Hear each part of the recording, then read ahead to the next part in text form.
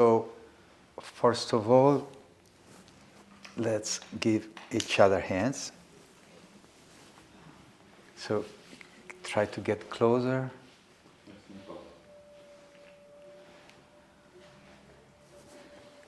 Maybe I also come closer.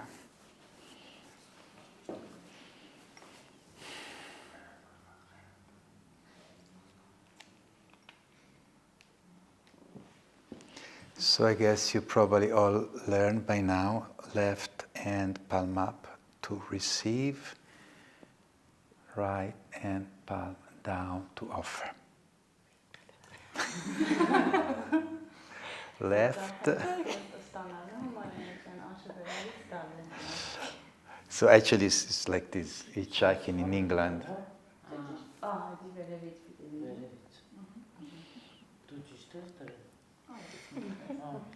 So the reason why we do that is because we want to let the energy flow in a circle way.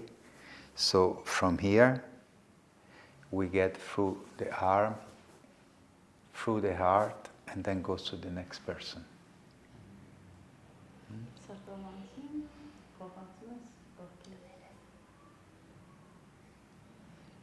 So we can also close our eyes.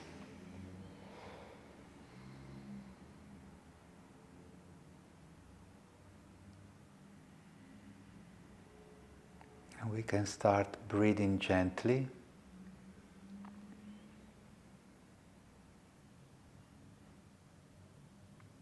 As you breathe normally, but just more conscious.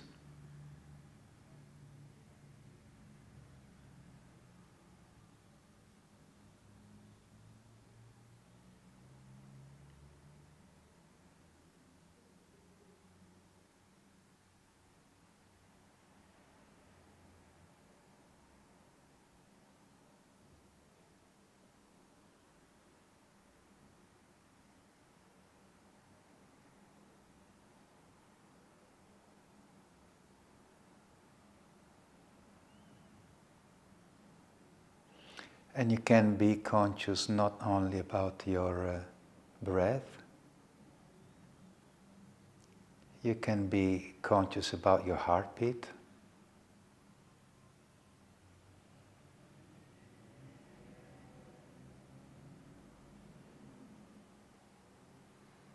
And you can also put your attention on the hand on your left,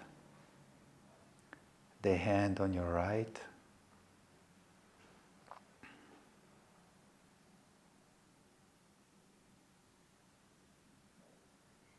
What do you feel?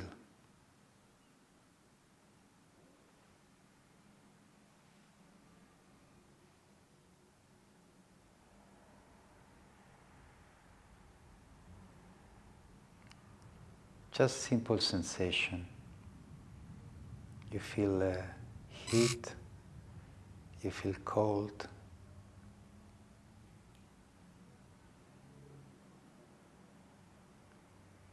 You can even feel the energy passing from the other person's hand to your hand.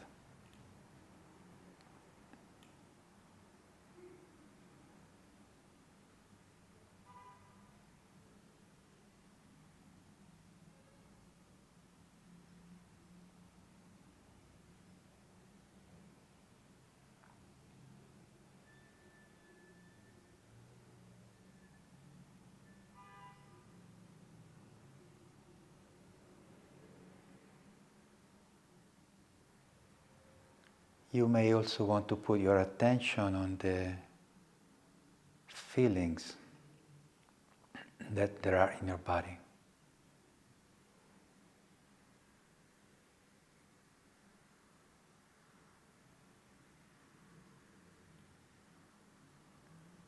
And you may feel this energy coming from the other persons in the circle, going through your body, going through your heart, and going to the next person.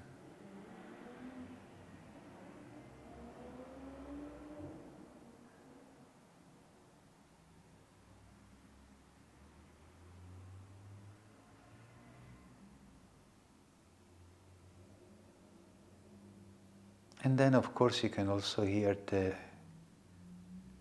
noise of the traffic, but you leave it on the background, you don't give attention to it. It's there.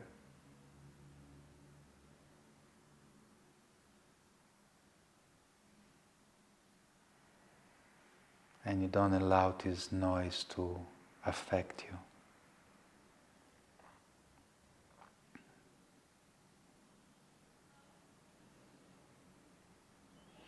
And so you can focus again on your breath.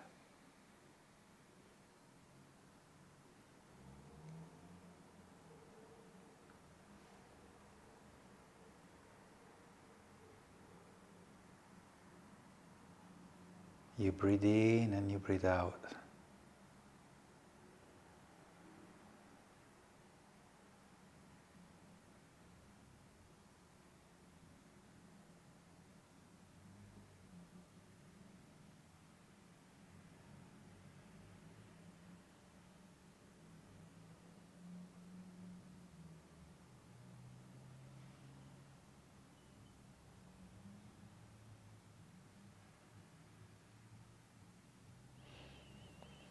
And you may also realize that as long as you are focused on your breath,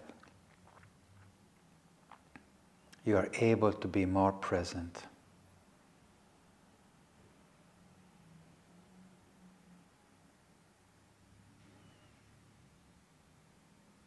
And when you are losing your connection with your breath, it's also easier to get distracted.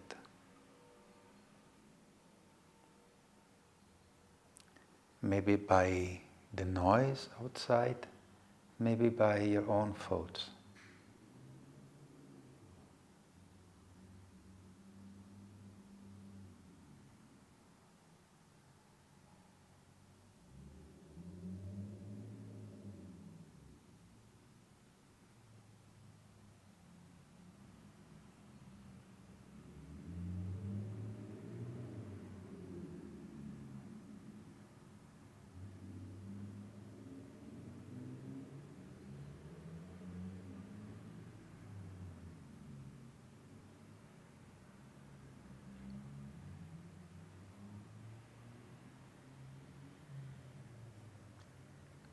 And we want to focus even more on this breath. We can make a few deep breaths.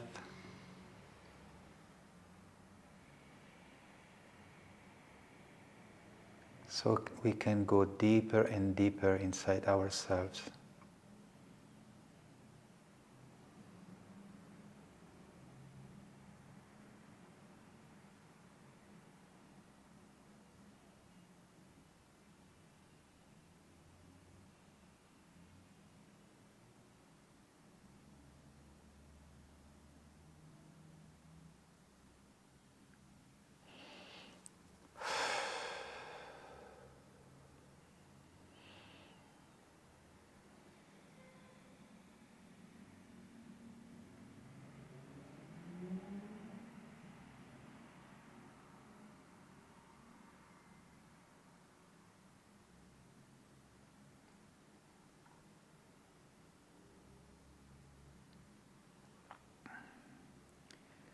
And now we can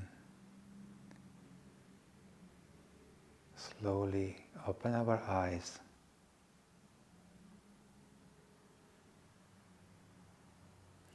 and we can start looking around and see how our awareness changes. If you're still able to stay focused, to stay present. And then we can slowly, slowly open the circle.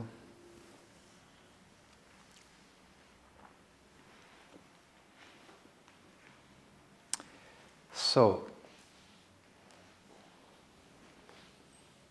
first of all, welcome to Satsang. And thank you to be here. Because I mean, I also talk by myself, but I enjoy more when there is someone listening.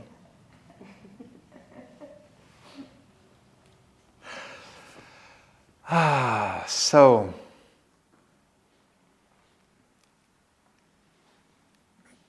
I would say before I start explaining what is a satsang, maybe we want to introduce ourselves.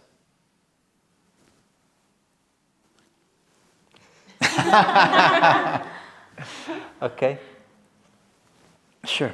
Oh, I'm starting? All right. My name is Lori. What exactly are we introducing about ourselves?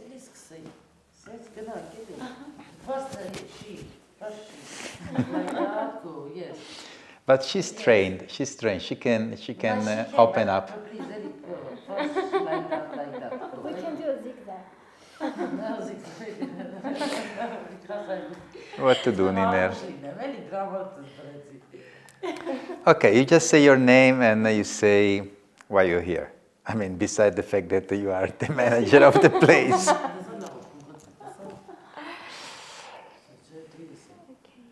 My name is Nina.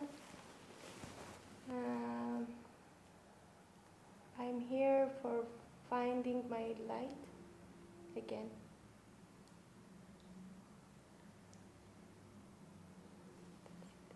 I think you never lost it.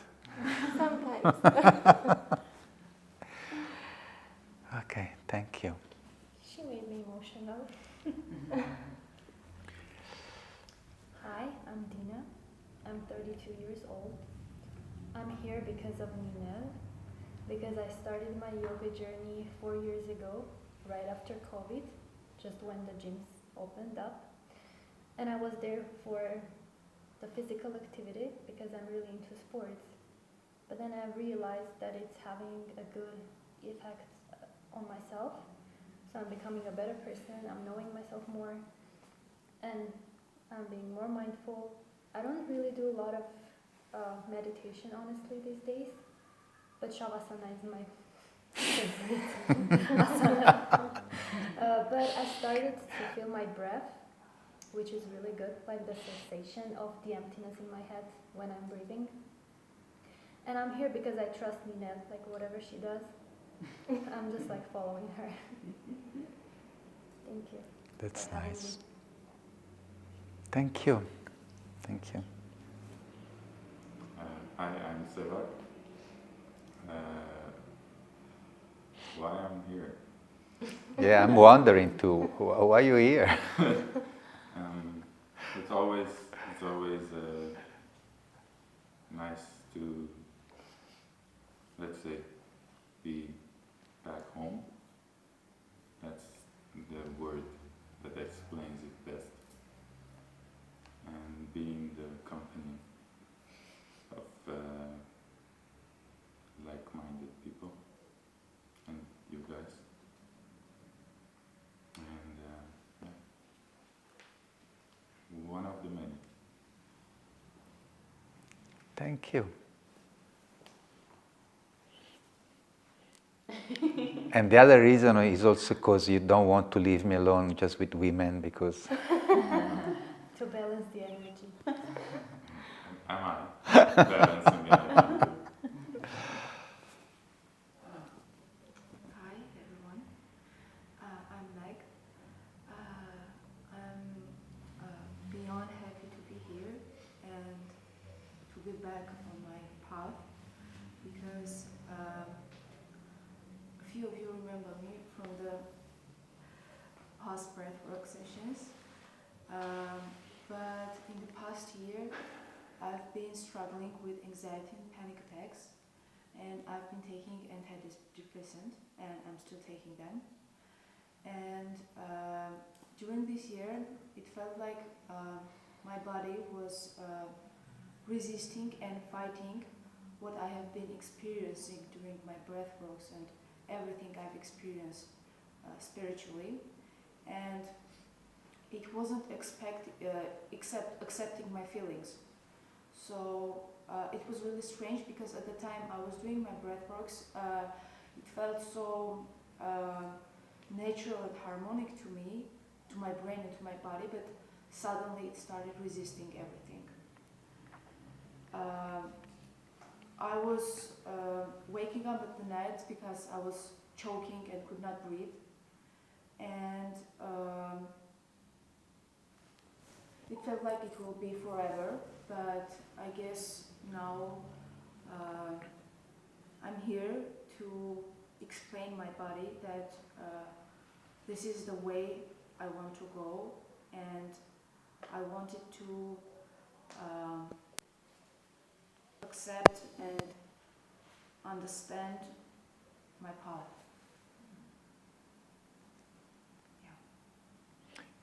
Can you say a few more things about this waking up in the night and feeling choked? Sure. Any sensation, anything, even if it sounds strange to you. There were 3 different phases of what I was feeling.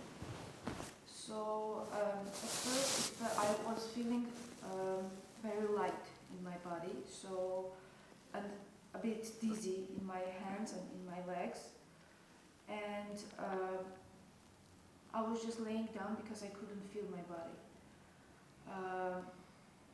After which I was trembling with my whole body, and it was turning black after the shakes of my body, and it was repeating like 2 or 3 times in a day. But after each of those feelings, whenever I was opening my eyes, it felt like I was seeing everything with a filter or without a filter.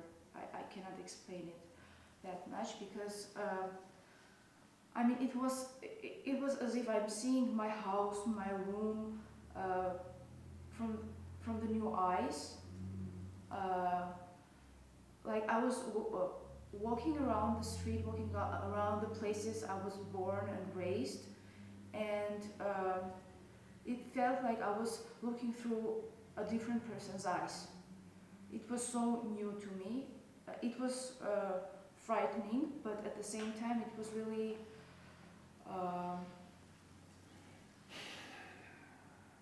it was new and it was beautiful to see that way. But the sensations in my body were not what I was thinking to be like sort of enlightenment, because like I was blowing a lot, because whenever I was laying on the grass and looking at the sky,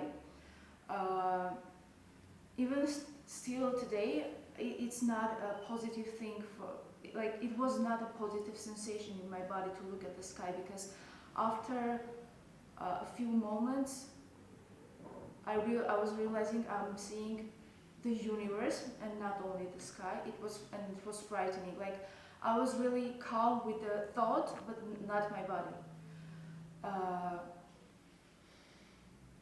And it still continues now because I'm still taking antidepressants, and I guess I will stop around December. But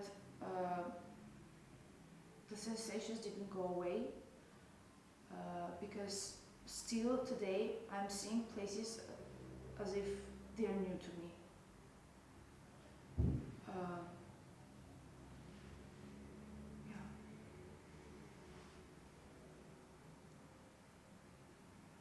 Is anybody here who had any experience like this? I mean, maybe not this strong. I used to have anxiety attacks where like my heartbeat was going faster and I could breathe, but it was like much faster and like it was causing me a lot of discomfort, but not at this level for sure. And it actually started 2 years ago, and now looking back, maybe I had to start doing yoga and all that 4 years ago so that I would be able to manage the traumas that I was going through 2 years ago better. So I believe that everything happens for a reason in this life. And maybe if I didn't start doing yoga 4 years ago, maybe I would have like managed the things that I was going through like in a worse way. But with a lot of journalings and breath works and meditations and yoga, I was trying to stay present. I was trying to control the emotions, but again, it wasn't this severe. Because the experience you have, if you would read the biography of many spiritual teachers, they have been through the same thing. Even a modern teacher like Eckhart Tolle, he had the same experience. We will go through later. I will explain more during the satsang. Thank you. I'm not it.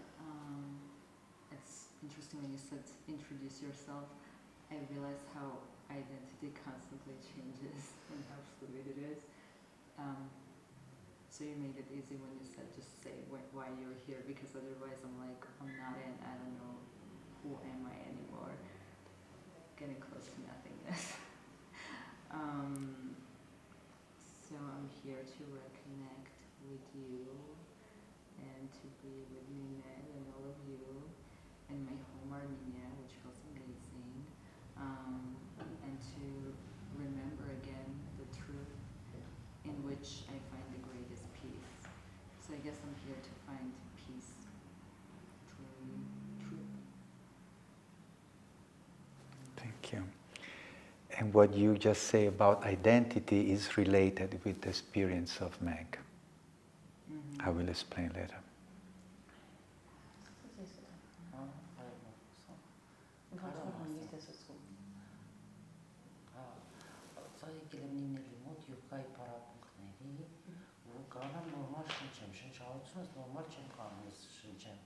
Ամեն իները ոնց որ ինձ կարմա ավելի հանգստացնի, ամենյա բանին ավելի ուզիցև եմ հանգիստ եմ նա, որտեղ շատ բան է։ Սա շտեմի բռնկում։ Many problems at coming to my session for healers.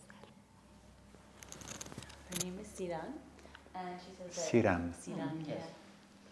And she's been coming to Nia's classes, and she's really been helping her out with her breathing and coming to a calmer place, because she feels very like anxious or very, I guess, anxious and nervous. So Nina's classes are really able to bring her to a calmer, peaceful place. Esther, I saw Իները ինձ ասես, որ շատ լավ տոտասա լինելու, դրա համար ասցի անկարման գտամ։ And she trusted. Որ դաժե շնչելն ասող, որ ասնում ամեն ինչ էլու։ And she trusted. Տասատում է, լինելու դրա համար ասկի։ Nina advised her to come today for breathing techniques and really suggesting you as a guide. So Thank you. Thank you. So who are you? So back to me, okay. And it's interesting what you said, because that's what happens when people say introduce yourselves, you're like this checklist of things and what you're supposed to share, but I'm a bit more clear now. So my name is Lori, and aside from being here to support you, I'm really here because every kind of opportunity like this can bring about some form of insight into yourself, and even just by hearing others. So all I want to say right now is that I'm thankful that there is this space where we can all be together and share and take in what we need. That's all. Oh, thank you.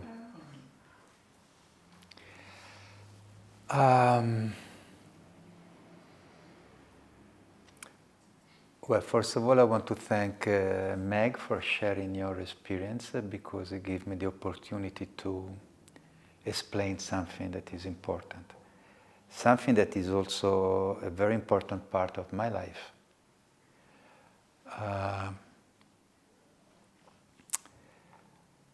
it's quite, I call it the string of Arianna. You know, when she goes inside the labyrinth. Well, never mind. There is this story about Arianna and the labyrinth, and okay. So I'll try not to lose the connection.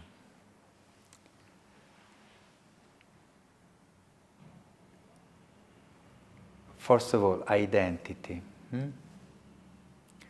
What is our identity?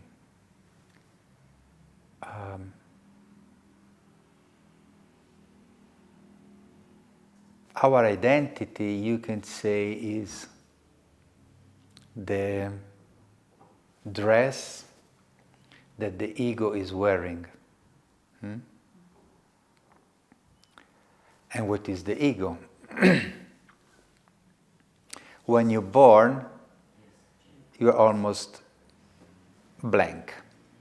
Okay?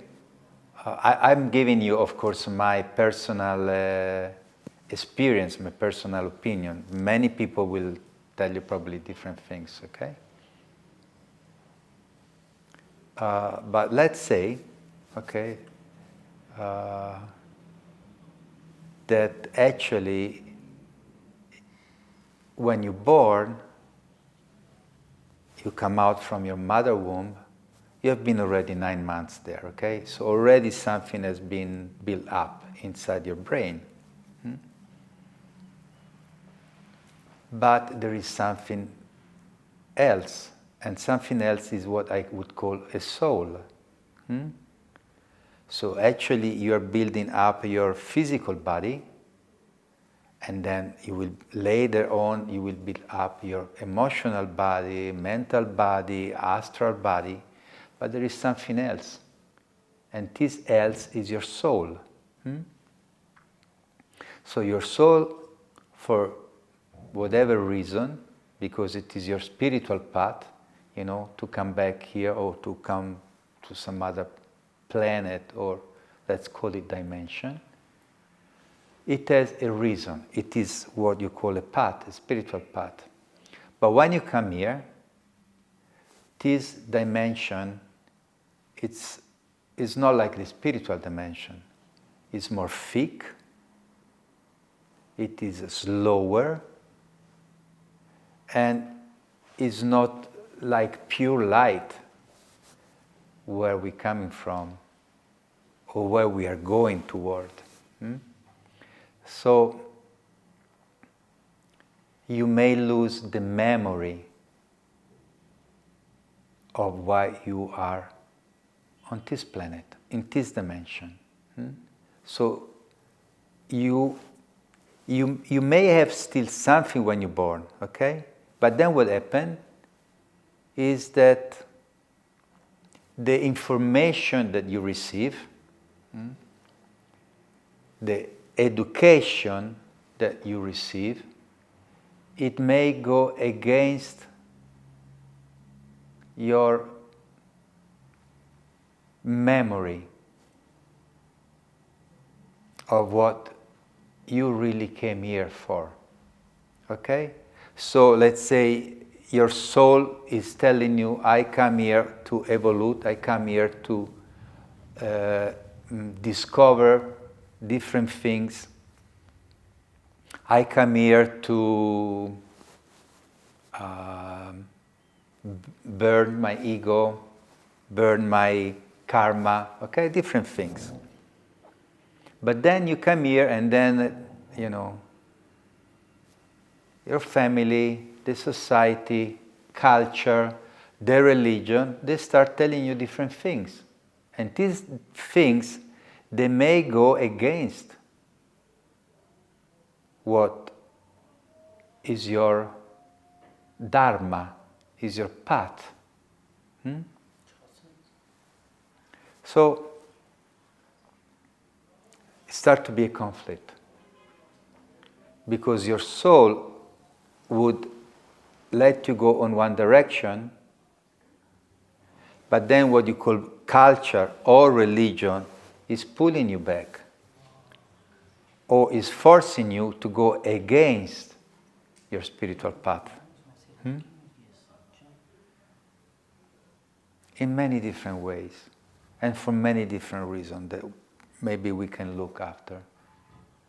But so the result of it is inner conflict.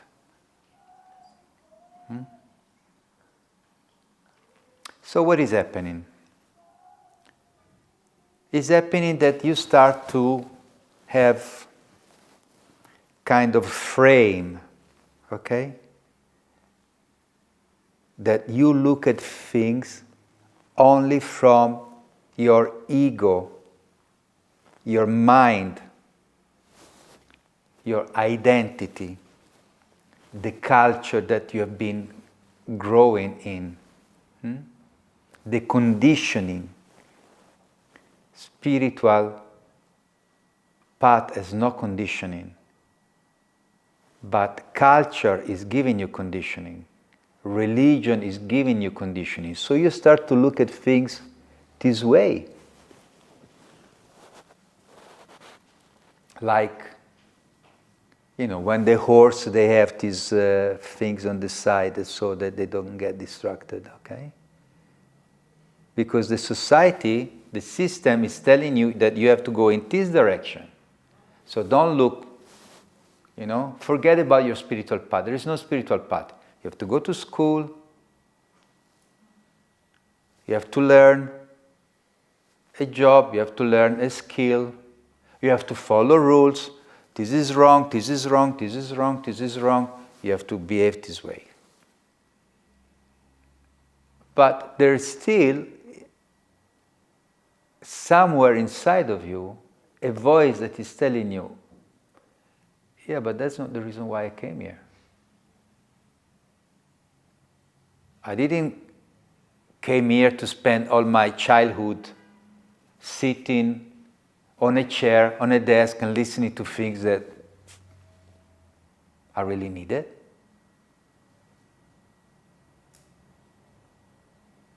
And till you are ready finally to go and work for the society, you are there spending most of the time in the school, sitting, learning things that maybe they are useful, maybe they are not. Yeah, I like maths, sure. But why nobody's telling me happiness? It's not a topic. There is no class about happiness at school. Happiness is important. I think maybe it's even important more than maths or physics. Why nobody is teaching me about happiness? Why nobody is teaching me about having good relationship with the other kids? So it's like the school, and nowadays it's even more clear with what is happening in the school. They are preparing you just to be a good worker. To work for the society, to be useful for the society. That's it. They're not teaching you anything else, unless you are lucky and inside the school there's some good teacher that is able to teach you something else. For example, I remember a few teachers, especially in the primary school. There was one teacher. He was a very good teacher. He really had a good heart. And that's what I was getting from him. Not so much the topics, not so much the lessons, but how good he was with us. Then, finally, you finish the school and then you go to work. So you already spend most of your life learning, and then, most of the time you have a job where you have to work every day to make your living. you know, because otherwise what you're going to do? Going to be on the street. Because no money, no honey. So that's how it works. But still, somewhere, maybe when you dream, maybe when you sleep, maybe when you look at the sunset, something is coming up again. That's not the reason why I came here. Then one day, you come to my breath work, and that's the end. That's really, The end of the beginning. that's when really all this work that the society has done gets broken. And then your soul is happy because your soul says, wow, finally, now I remember. You know, maybe through the experience of breathwork, maybe coming to satsang, maybe doing a ceremony, something is waking up. Then finally, wow, I remember why I came here. But your mind, your identity, your ego is not happy. Because your mind is losing control. And so the conflict starts again, even worse than before. Because now the mind has to deal with some awareness that was not there before. So now the mind that is, remember, what you call mind is the fruit, is the result of all these teachings or propaganda, I don't know how to call it, you know, depending on the culture you're coming from, the religion you're coming from. And so it's trying to repress this awareness. It's like finally there is a global awareness in the youth, in the young people. They all started to be aware, so they all started to try to live their own life, and the society is not happy about it, so they start to repress it even more. And remember that what is happening to you individually is happening socially, is happening globally, because your mind is connected with what is called collective mind. Okay? Jung was talking about this in his new way of understanding psychology, understanding how the mind is working. Your mind is the fruit of the teachings of this society, so it's connecting you with the mind of all other people, underground. So this is what is called collective subconscious. Okay? It's a little bit like mushrooms. When you see this nice mushroom, coming up from the ground, actually what you see, it's only a little fruit of what something that is underground and maybe goes for miles and miles. There is this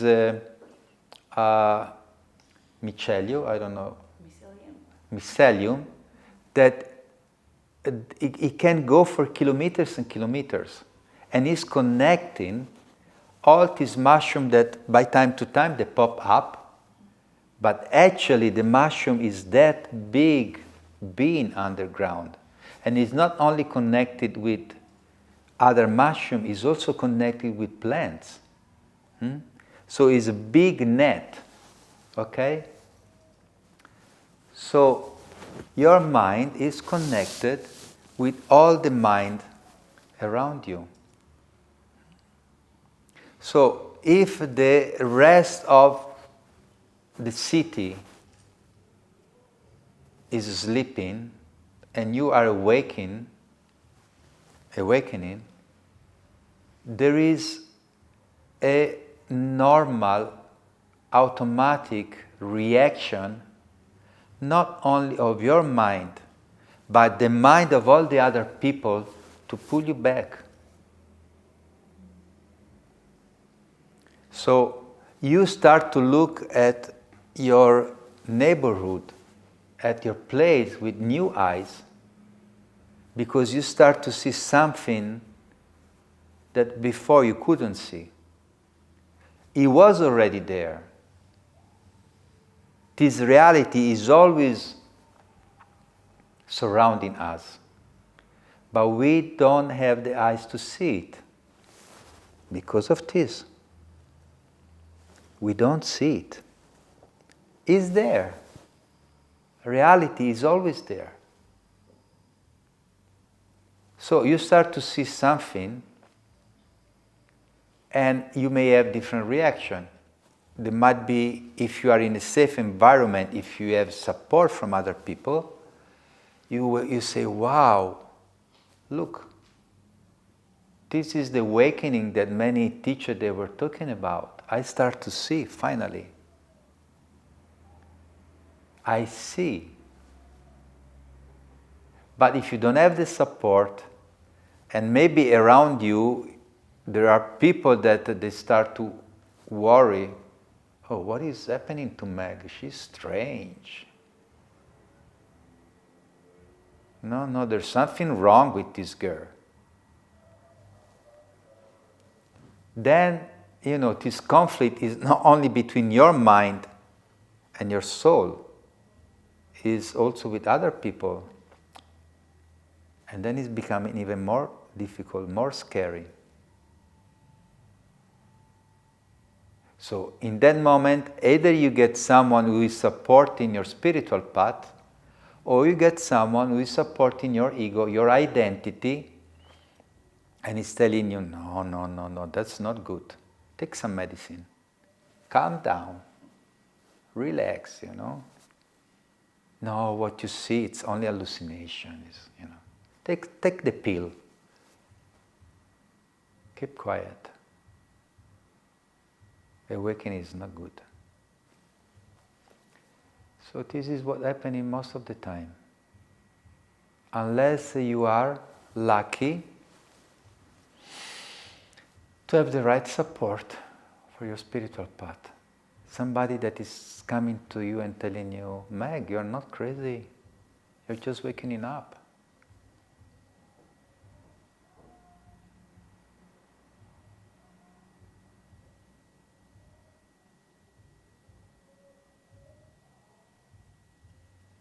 You're not crazy. You don't need antidepressant. You need yoga. You need meditation. You need to go and be in the nature and see how everything is so easy.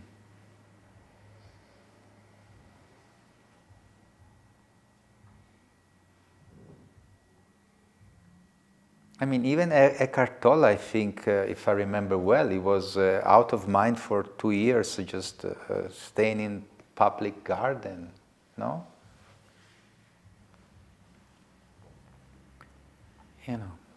Sometimes it just happened, this awakening, in the moment where, we don't have the right support for it.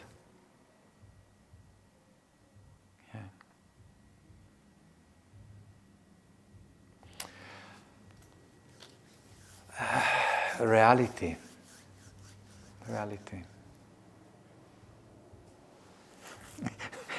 In my mind now it's come a reality show, and I say, there's nothing more fake than this, what they call reality show. I mean, it's so funny, what they call reality. Like we do this retreat, we do this ceremony where people is really getting in touch with their soul, And in the end, they say, okay, let's go now back to reality. Are you sure you're going back to reality, or you're going back to the biggest matrix? Yeah.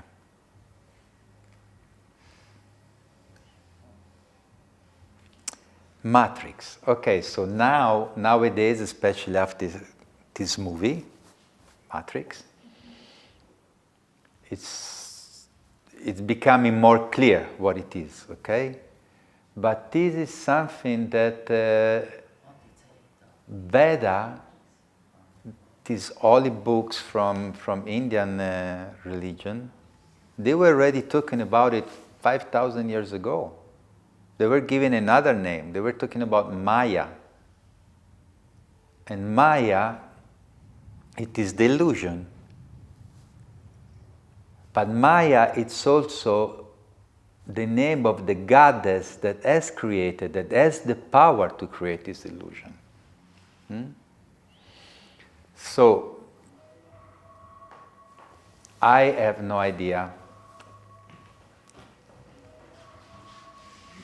The Matrix is calling. My phone was telling me to take the pills. The red one or the blue one? Huh? It's a white one. It's the white one. You know, in Advaita, Advaita is about not dualism. You know, if they would offer you the red pill and the blue pill, do you know what would be the difference? What is the blue pill and the red pill? From the Matrix, yeah. Huh? Yeah, from the Matrix. So what it is? So, the blue pill, I mean, it's only the color.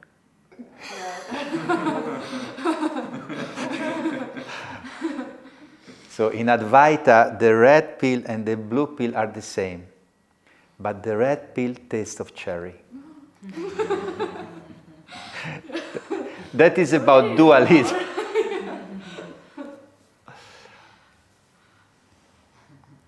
Բայց դες մի անգամից էի չես կարող թարգես, պիտի քիչ անգես։ Օրինակ ինձ էլ են հիմա տվել տեղեր խմում, չեմ կարող մի անգամից թարգես, քիչ պիտի թարգես։ So what is Maya? Maya is the illusion of this dimension. Illusion doesn't really mean that it's fake. Illusion means that you are seeing only a very small part of reality. This is not fake,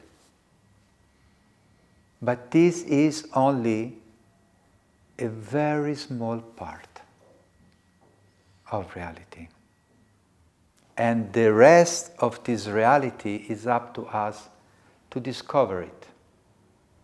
So when we are talking about awakening, we are talking about awakening from what? From sleeping. That's why it is called awakening. So it's not about changing. It's not about destroying. It's not about acquiring something new. It's about simply awakening from a dream and see things as they are. And if you're not ready, you may be scared. If you haven't had the proper training, the proper support, you might be scared. Also because actually it's like going really against the stream. Because you look around and you see that 99% of the people, 99 maybe 0.9% of the people, they are sleeping. they have no consciousness of this reality. And they are scared if someone is coming and show them that there is something more. Because their identity is all based on this illusion. So if you shake this illusion, if you show them that there is something more, people freak out. They freak out.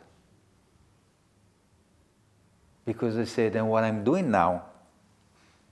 I've been created all my illusion, my career, the money, the dream of a villa with a swimming pool. What for? It's just a dream.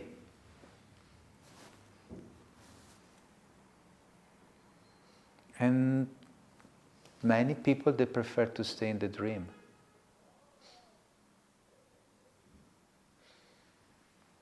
Because they are so addicted to this dream.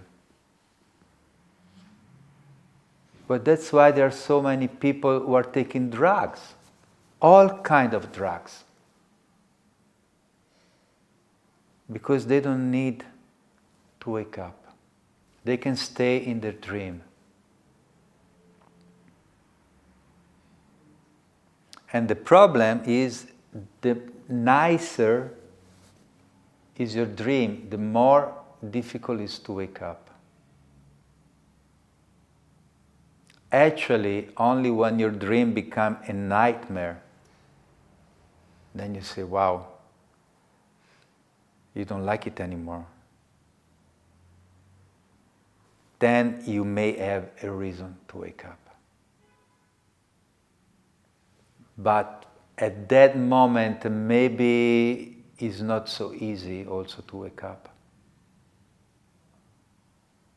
Because maybe you just want to change the dream. You just want to change for a better dream.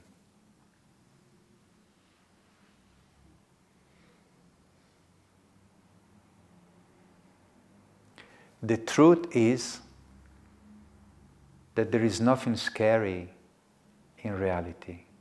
It is scary for the ego, it is scary for the mind that is connected to the collective mind, that is connected to, I say that 5,000 years ago they were calling this goddess who has the power to create illusion, Maya. I don't know. I don't know who is creating this illusion and for what reason. I can only know the lower level of this illusion. Okay? I can only say, okay, there are rich people, there are rich families, there is one elite that they are in power, and they want you to, not to be aware, because if you become aware, you realize that you are a slave, that you are just wasting all your life to make them more rich, and then, you just stop. You say, no, I don't want to be a slave anymore. And then you walk out from this system, you walk up and you get out from this illusion, from also this common dream, and then they lose a slave. Okay? And that is quite easy to understand. Okay? But this is just the very low level of it. It's the political, economical, social level. Okay? And that's quite clear. You work all day, you pay, I don't know, in Armenia, in Italy, you pay 53, 56% of taxes.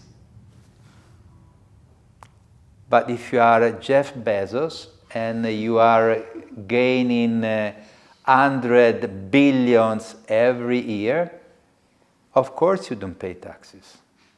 Why? Because it's just enough to bribe some politician, and so they make a law that you don't have to pay taxes. So about this, it's very clear. We don't have to go and study Veda, the holy books to understand it. It's very clear. I mean, you see many people that will explain you this. But there is something behind the elite, something behind these rich families. My feeling is, yes, there is something. What it is, I don't know. Because it comes to a certain level of my being where my mind is not really ready to accept it. Okay? And I don't want to share things that I'm not sure 100%. Okay? So I can tell you for sure that there are families, they are in power probably since thousands of years, and they keep the rest of humanity in slavery. This I can tell you for sure. There is somebody behind this, I don't know. People, they are talking about aliens, they are talking about the gray people, they are talking about the reptilians, I don't know. I don't know, really. I had dreams, I had visions, I had glimpses, but I cannot tell you for sure. So maybe the moment that I will wake up even more in this reality, I will be more clear. But at the moment, it's not something that it's part of my spiritual path. I know in the future I will go there. Let's say that for the moment it doesn't create a conflict between my spiritual path and my common identity.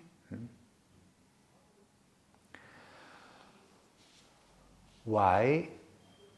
Because I am interested in discovering more and more about myself.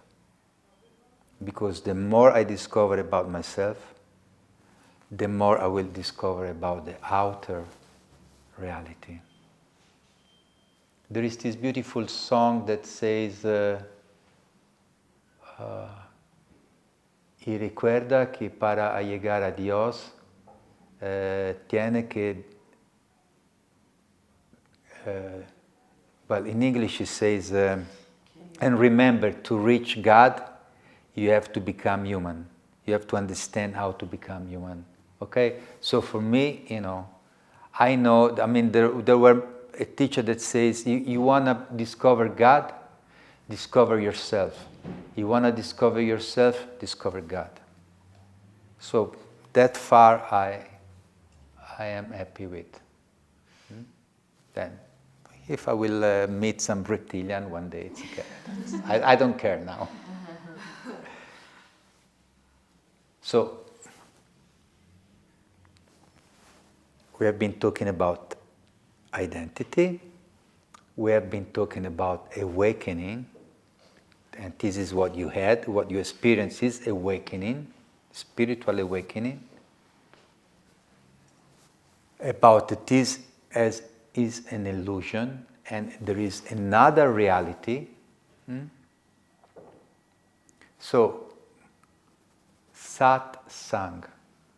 Sat means truth. Sang, Sangha, it's company.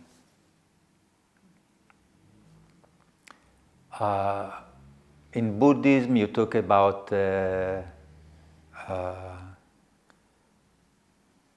Sangha, Dharma, Buddha. The Dharma is the path. The Sangha is the company that is supporting you in this spiritual path. And then there is the Buddha. The Buddha is the enlightenment, the body. Nowadays you hear to talk about the Buddha field. What is the Buddha field? Is that environment, is that company where you are supported in your spiritual truth. This is what we are doing here now. We are supporting each other in the spiritual path. Telling to each other, reminding to each other who we really are.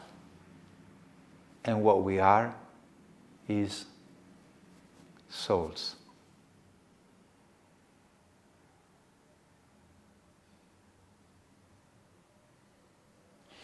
Okay, so I would like you to close your eyes for a moment and just go back to your breath so that you can think what we have been talking about. Just a break. Just take a few minutes. Again, back on your breath.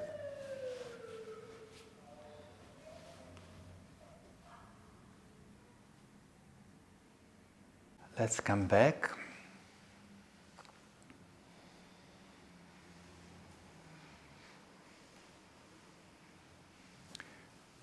So, Satsang, company of truth. So let's try together to get closer to whatever truth we can open to, we can be ready to accept. So we can start randomly, whatever question you have.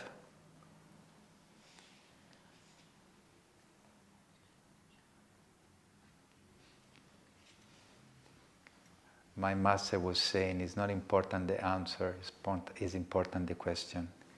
If you make the right question, you are already there.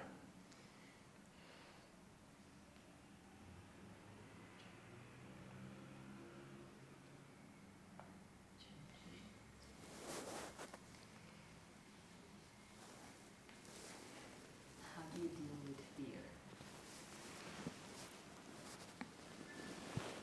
Because I noticed the closer I get to the truth, the crazier fear becomes.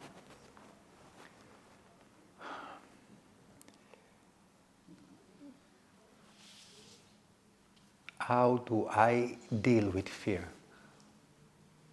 First of all, starting to remind to myself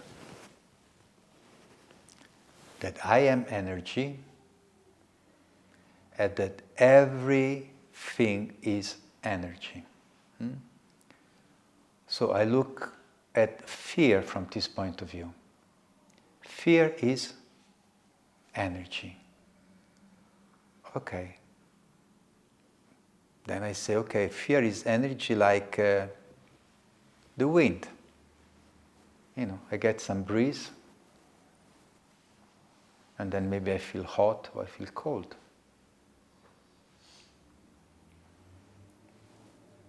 Maybe there is the sun and I feel the heat.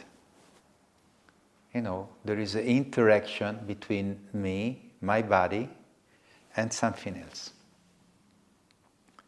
So, I feel fear. I feel it inside. But it's really coming from inside. And then I say to myself, where is this fear? It's in my mind. So how arrived in my mind? How fear arrived in my mind? How I received this fear? From where? And so I have to ask myself, what has provoked this fear? Something I read? A news that is shaking me? Or maybe Israel and Iran, they're going to have war, and then the third war, nuclear war is coming, you know, and then I start to get fearful.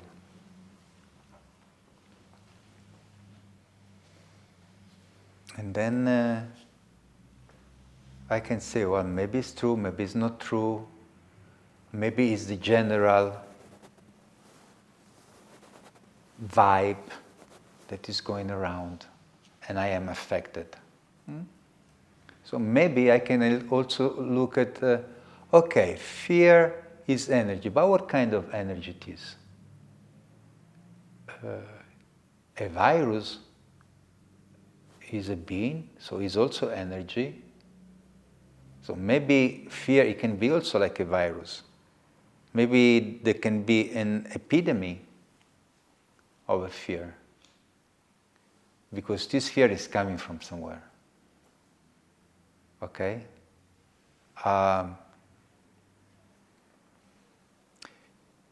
If I am walking on the street and then a dog is coming to me and barking to me, I know exactly where it's coming from. It's something real. Okay? But most of the time, I would say 99% of the time we have a fear is not coming from something real. It's in our mind. So that's, it is an investigation, in Advaita it is called self-inquiry. So I'm not just taking for granted, oh, fear, oh my God, and then I start to have a panic attack. Oh, okay, there is fear, where is it coming from? Is rational, is irrational, because most of the time it's irrational, so it's illogic. There's not a real reason for this fear.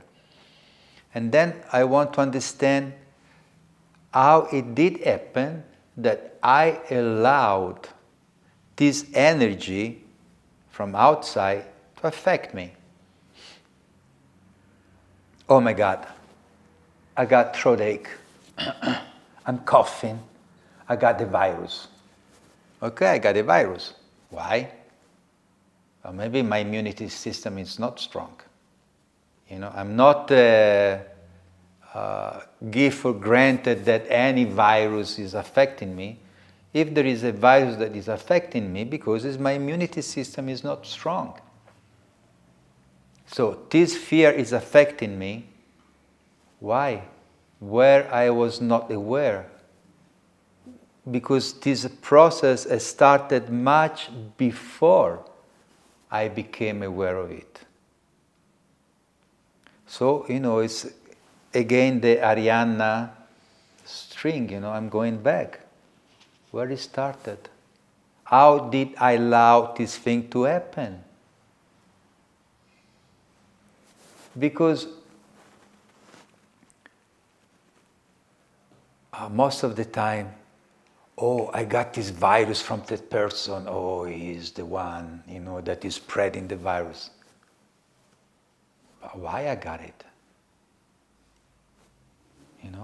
I always am surrounded by people who has different kind of disease. Why I don't get it? Because I'm keeping myself healthy, because I'm taking care about the immunity system, because I'm trying to eat well, to breathe good air, and also I'm doing meditation so that I'm not affected by all these vibes. So I'm taking the responsibility. That's the only thing, I'm not blaming anybody. I'm not blaming the virus. I'm not blaming the people who got sick.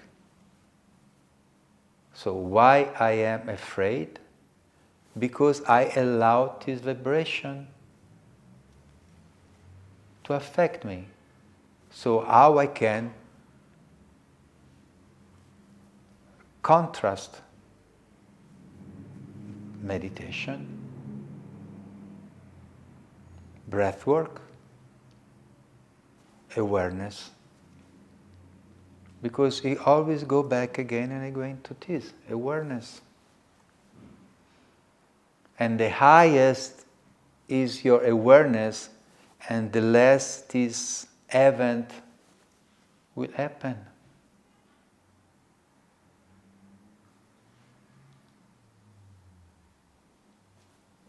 Yeah.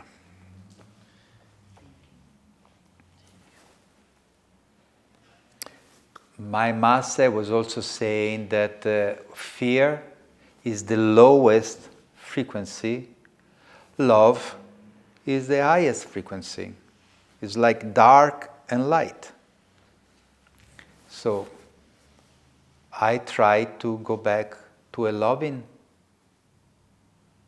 vibe, loving presence.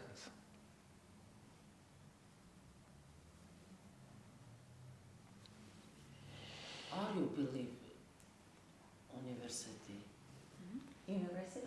Համալսարան։ Չէ, ունիվերսիտան։ Դիեզերք։ Դիեզերք, դիտի ասում եմ հարցնեմ մի կհավատում ա դիեզերք։ Դիեզերքի բառին։ Ինչ հատված է դիեզերական։ Ասում թե Ինչը դիեզերքի մասին։ որպես էներգիա բանը դեռից է գալիս։ She said, do you believe that I guess the light or energy is coming from the universe?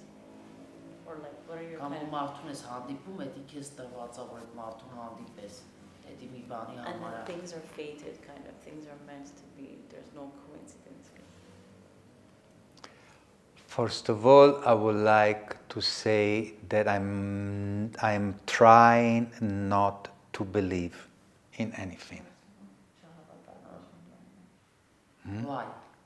Because a seeker is not a believer.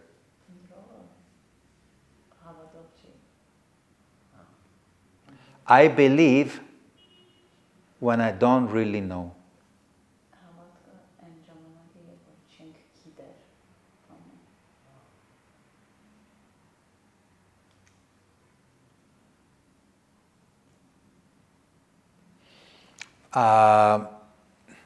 I do not believe that this herbal tea is healthy. I don't believe it. I know it. Because I've been drinking this herbal tea for years and years, and I see the effect on my heart, on my liver, on my kidneys. I know it.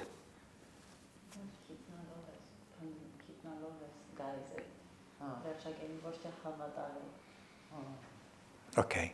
I don't believe that yoga is good for my body. I know it. I believe when I don't know, but when I experience myself, I don't have to believe. So through your experiences, do you know that everything happens for a reason? Obviously.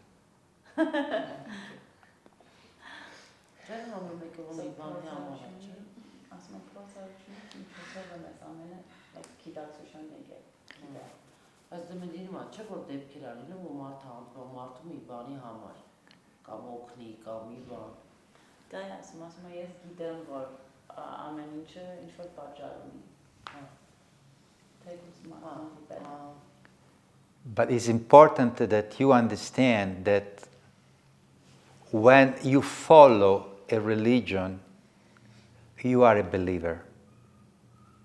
Okay? I'm telling you, God is male. Have you seen it? No. But you believe. You believe that God is male. This is a believer. You know, I go to the priest and he say, you know what? I don't want to believe. I want to know. I want to discover. So now I'm going to seek and find God. Maybe God is a female. Or maybe God has no sex. Why I have to believe that God is a man with the white beard, you know? I mean, maybe that is Papa Noel, is what's Santa Claus. But I don't want to believe. Because belief is what makes people slave. I'm telling you, you have to believe that. And you believe it. You will never know, but you believe it.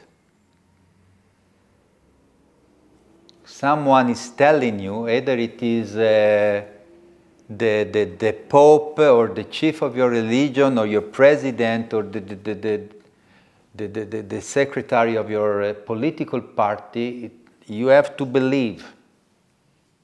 And you believe, but as long as you believe, you will never discover the truth. And maybe belief is made for you not to discover the truth.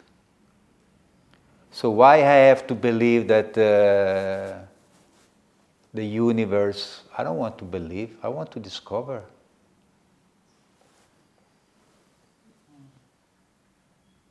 Doesn't make any sense to believe when I can find a way to know.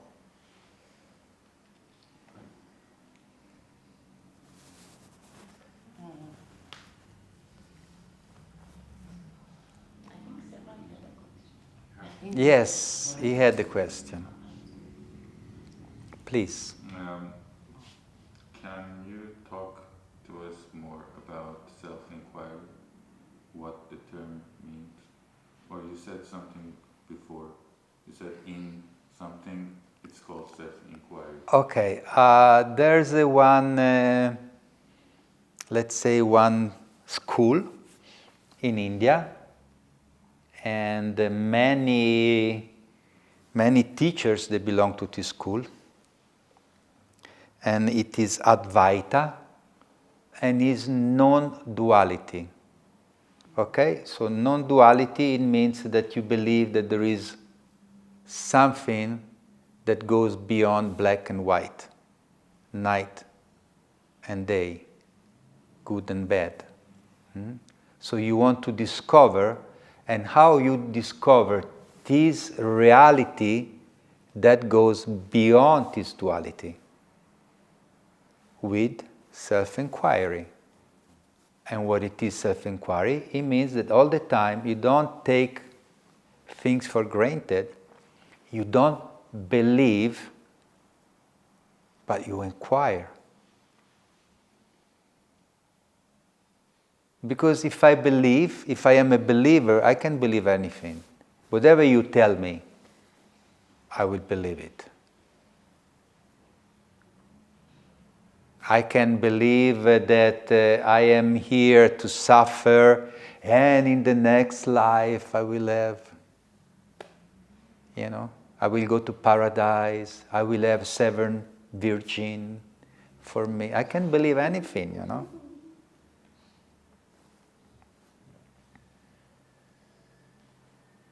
And that's a way to make me feel, okay, I'm suffering here, but in next life, of course, I'm going to get something.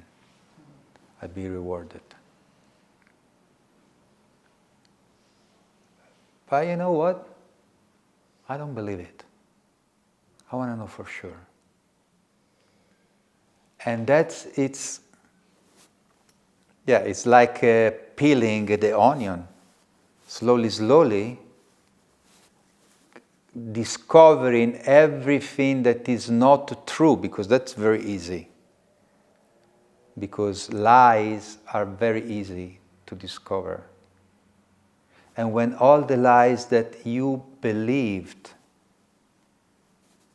they have been imposed on you, slowly they show themselves as lies, what is left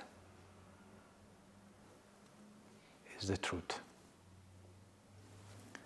There was a book that was the title was If You Meet a Buddha, Kill Him.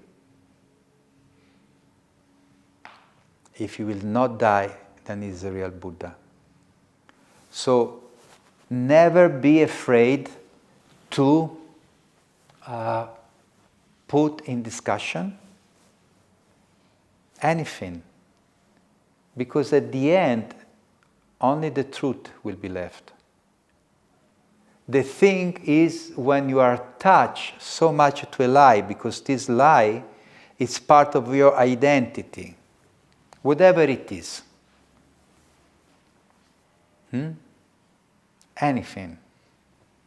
I am Catholic, I am Mormon, I am communist, I am white,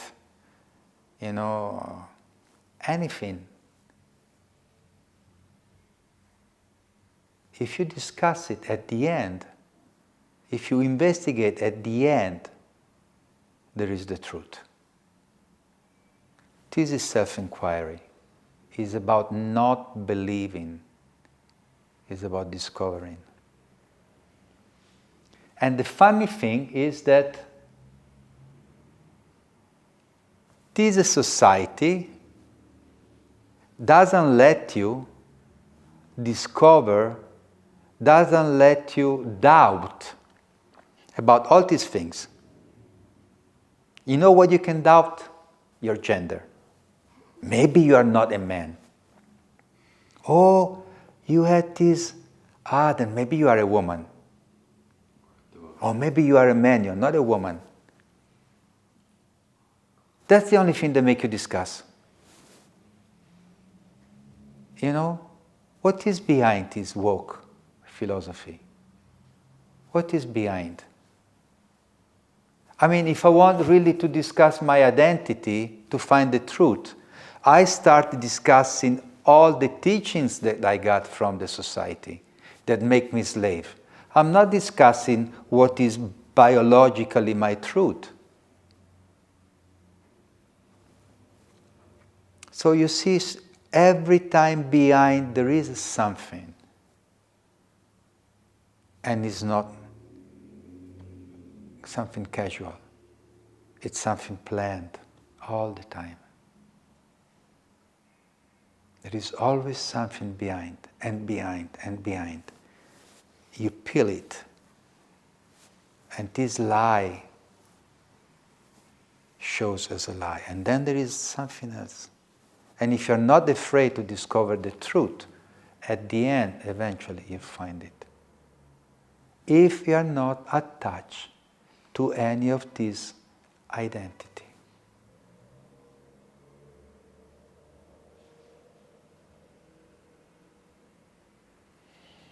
But as again and again, truth is not horrible. Truth is beautiful. Truth is what it is. But for the mind, it may be very scary.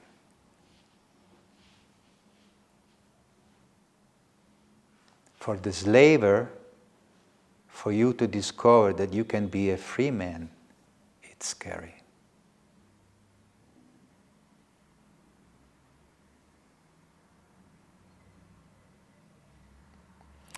So I started saying that my satsang is not the orthodox satsang, because usually people, when they talk about satsang, they talk about something religious.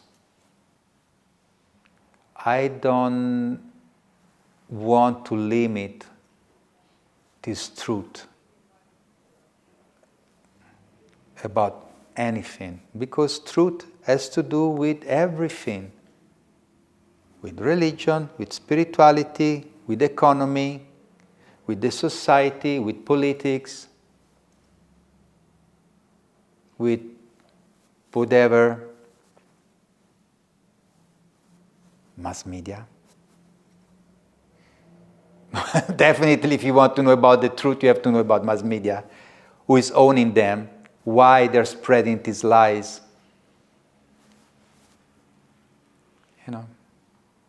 Unfortunately, religious people say, okay, you know what, I stay in my corner and I don't invade your power, okay? So that you don't invade my power. So I can still be the chief in religion and you can be the chief in political stuff. So they never cross their boundaries, their field, their, I say,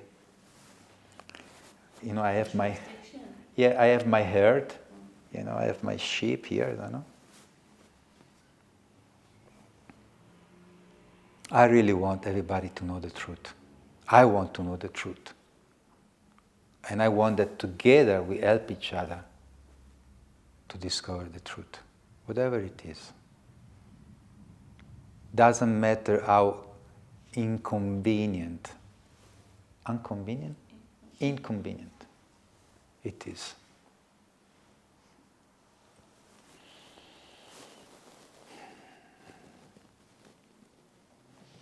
Okay,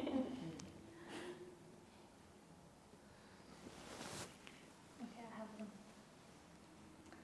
So, it might sound too long, but it's a pretty simple question, actually, I believe. I know. So, With this start, so when practicing putting yourself first and when trying to concentrate on your own happiness, how do you save the image of being a good person? How do you stay a good person in the bigger picture? who cares to be a good person? I mean, who is telling you that you have to be a good person? What is a good person? Like people's pleaser, maybe? Like when you try to please people by not saying no to them and say yes to them? This is a good person. No. I mean, No, in the bigger picture it is, but it's like it's not good for your own health, because I was watching this podcast a few days ago, or maybe weeks ago, I don't know, I watch a lot of podcasts. It was saying that people's pleasers are usually the unhealthiest people, because they say yes a lot, they catch like a lot of diseases and stuff, because they're not, but like... Definitely. Yeah, but I don't know, like, because like we live in a small city, and kind of like people's opinions kind of matter. Like I don't know where Really? you come from, but like in Yerevan it is like everybody knows each other, and it's sometimes it puts a lot of pressure on like people like me, because I try to put myself where like I'm currently practicing that, but I'm like, okay, if I say no to this person, they'll think that I'm a bitch. I'm sorry. So again, the society, the community, what people believe that you should do or should not do, it conflicts. Like I'm having a lot of conflicts in me in regards with this topic. If I will never show you my true being, then maybe you will never show me your true being. And then maybe we are 10 people here and we are all lying to each other, trying to please each other, when maybe if one of us would start to say the truth, then maybe the other people say, oh, you know what? I also feel the same. And if there is somebody who is so sick to deny his own truth, even if this will make him very sick, and at the end, if you're talking about people being sick, you have to understand that the more spread disease is cancer, and cancer is conflict. You know, because you say, oh, there are cells that they become crazy, and then they start to fight against the body. What is this? It's a conflict. Mental conflict, emotional conflict, and then become physical conflict. So in order to please others, you're hurting yourself. And then maybe everybody in this group is doing the same to please each other, and it would be just easier to say our own truth, rather than just being polite because maybe the other person can think I am a bitch. Who cares? Who cares? You know what? I change group. I go and look for like-minded people. Why I have to be, I grew up, my parents, they are white supremacists. So I grew up in a group where everybody is Ku Klux Klan. Okay?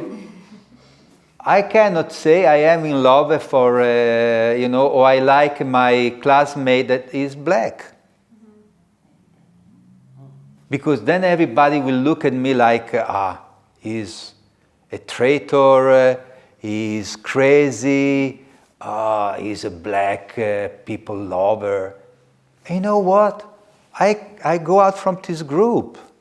Maybe I'm trying to let the people know what I'm feeling, what I'm thinking, but maybe there is a moment where, first of all, I don't want to put myself in danger. Second, I understand these people, they're so badly brainwashed that I have no chance to change their mind. The only thing is that the more I'm staying with these people, the more I'm going to get sick. I'm leaving. I'm going to people that are more evoluted, more open,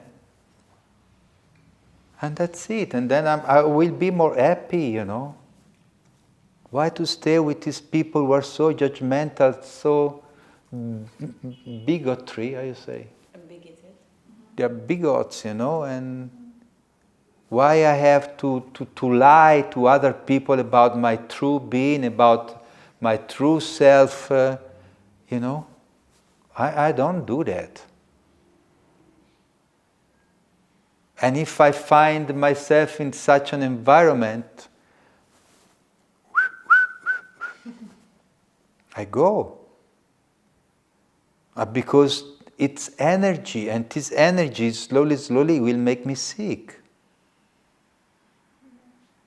It's like breathing poison, drinking poison, eating poison. It's the same thing.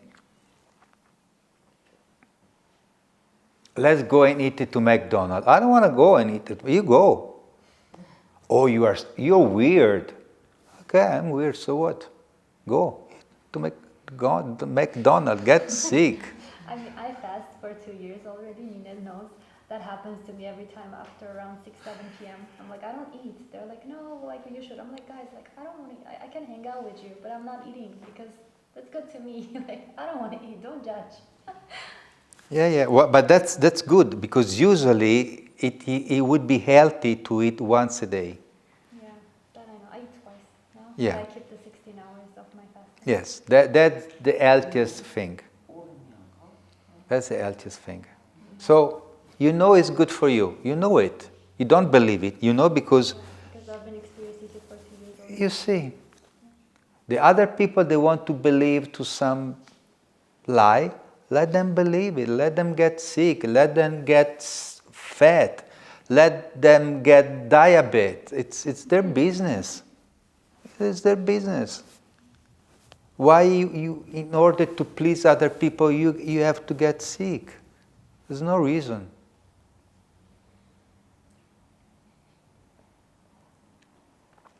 So again, Satsang, you stay with people who are supporting your spiritual growth. Armat. It even rhymes with satsang. You see?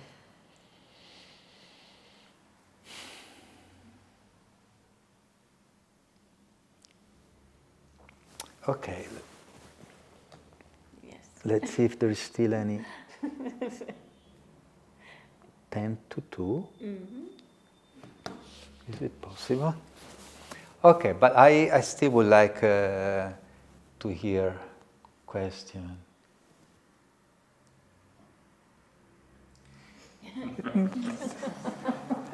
Yes. Tell me.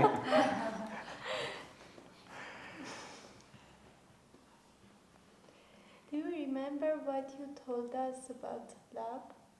About in our love. breathwork session? When? Which one? In the last one.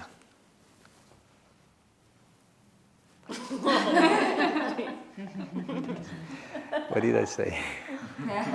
Let's remember.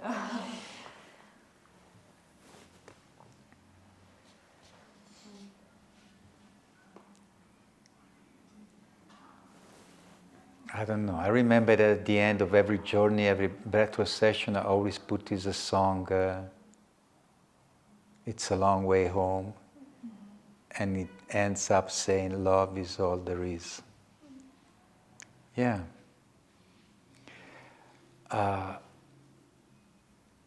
Someone say that the only reason why we are here is to love each other. I also believe that's the only thing. And judgment is completely the opposite of love. Judgment is from the mind. You can see the reality. And that's coming from seeing. Judging is coming from the mind. And again, from the unconscious mind that is coming from the conditioning of your own society. So if you are free from this conditioning, if you go back to who you really are, and you realize that everything at the end is energy, your true being is love. That's what you are. You are love.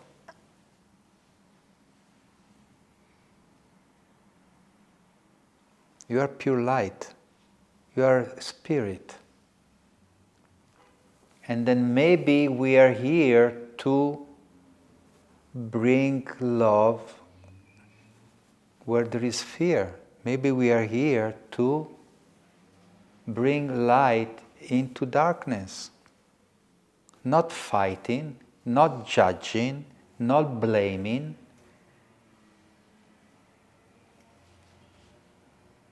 Only to love. Starting loving ourselves. So giving yourself what you really need. You know? Because you are as worth of love as everybody else. So you have to consider that when you give this energy to your students, to the people who come to your art mat, to your friends, to your family, you are part of this. And you deserve it as everybody else. So self-love has nothing to do with selfishness. Selfishness is when you are feeding your ego. Self-love is when you are helping yourself to grow and to go more on your spiritual path. And eventually, love is all there is. You know,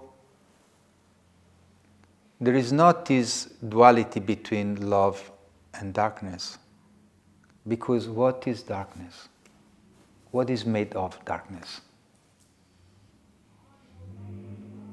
What it is? Absence of light. Darkness is not an entity by itself. It's the absence of light. So if there is light, darkness disappears. Because it is an illusion. When there is truth, lies disappear, illusion disappear.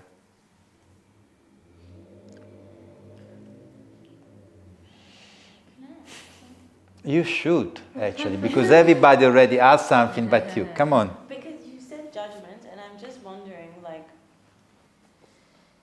so then are judgment and truth two different things? Because sometimes we see something and we, like, comment it or say it how we see it. So then is judgment just our perspective of something, or is it a fact? Can it be a fact? Can it be truth? No. Judgment is when the mind interferes with your perception. You may see something true, but then your mind is filtering it through whatever culture, teaching, education you received. And then judgment comes. So there might be some truth in judgment, but the way you feel it, the way you express it, is distorted by your mind. And if you see, you don't judge. And if you judge, you don't see anymore. Because in judgment, you lose the connection with reality.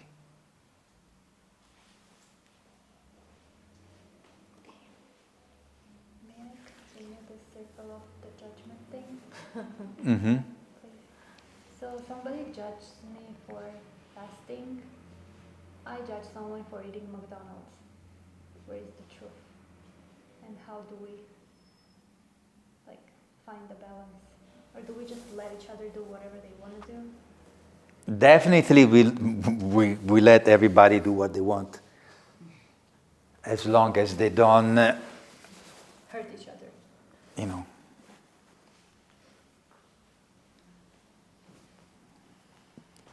My religion is make no harm, take no shit. So, of course, if you try to impose me something that is unhealthy to me, you don't know about this religion? No, it's a very ancient religion.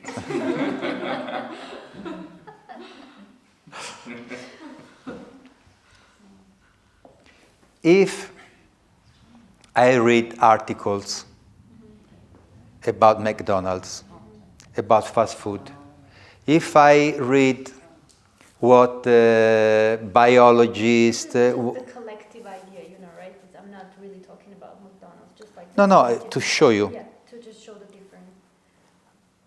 I know because I've been research, because I've been study, because I've been reading research about fast food, about what it is inside their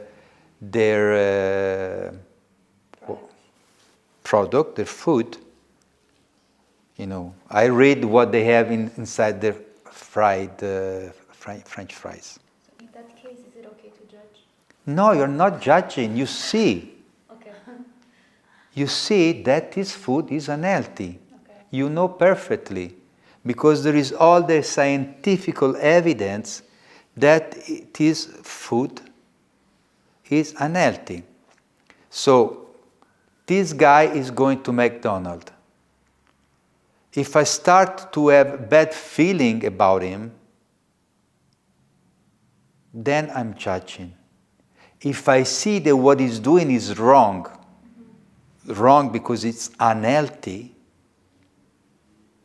on many levels. It's unhealthy for him, but it's also unhealthy for the cows, it's unhealthy for the land where the cows are grown and so on. I'm not judging. I am aware of what it is, this food, and maybe instead of judging the other person, I am supporting this person in knowing the truth about this food. Maybe this person, it has a level of consciousness that is so low that you won't be able to reach it. You won't be able to reach this person. Because this person is so much into the matrix, it's so much in his illusion, in his conditioning, that there is no way to open his box and let him see. But if you are coming from a place of truth, a place of love, you also understand that you don't want to make propaganda. Light doesn't make propaganda. So you may say, you want to know what is in your food? No, thanks. No, I don't want to know it. I want to eat my, whatever you call this, burger, and not know what is inside. Okay? What to do? So it's not judging, thank God. It's just stating facts. You see the truth? And out of love, you may try to do something, but there is no judgment. You may also see that on this topic, you have more awareness than the other person. Yes, that is not arrogance. There is no arrogance. Yes, I can say I know better, sure.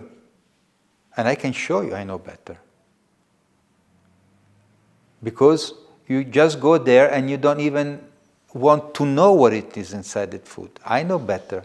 It's not arrogance. There is no judgment in it. If then there is arrogance, if there is resentment, I want to show you that I am better than you, then the mind come in, then judgment come in. But to see is not to judge.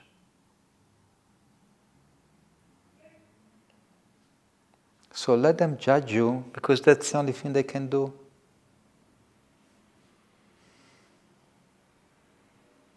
There will be a moment where they will reach a higher level of consciousness where they want to know.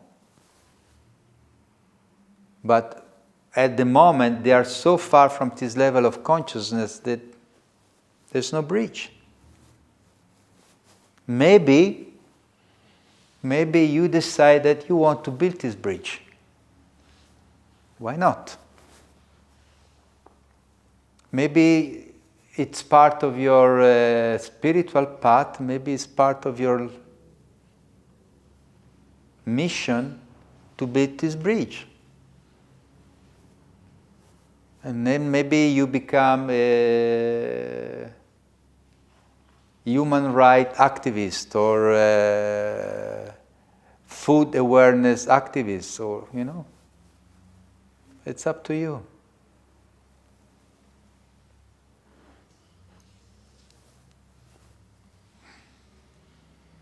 Or maybe you become a psychotherapist, you become a yoga teacher, or maybe you become, that's your choice. How you want to impact on the society. You want to do something good for the others. That's beautiful. It's just up to you how to find the way how to do it.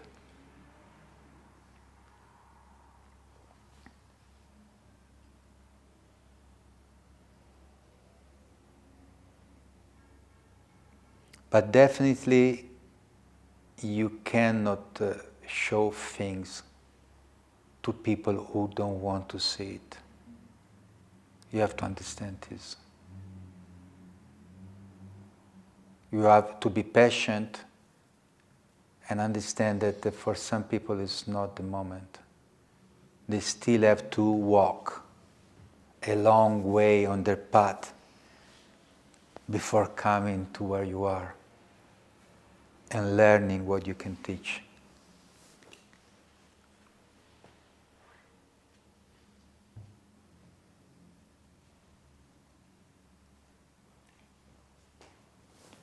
And that's why, in Armat, maybe there is only 20 people coming, and McDonald's, there are thousands of people, because that's the level of,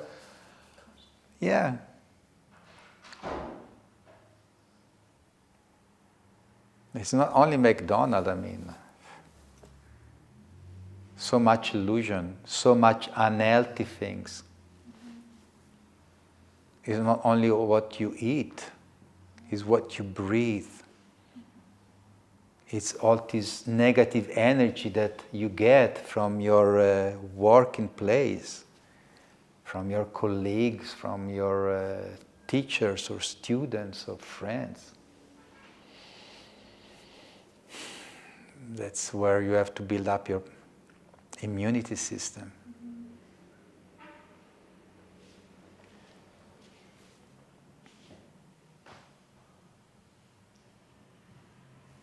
So you want maybe 5 minutes break before we do one meditation, okay? All right? We get 5 minutes break. Yeah. Even 6, 7. Okay, let's be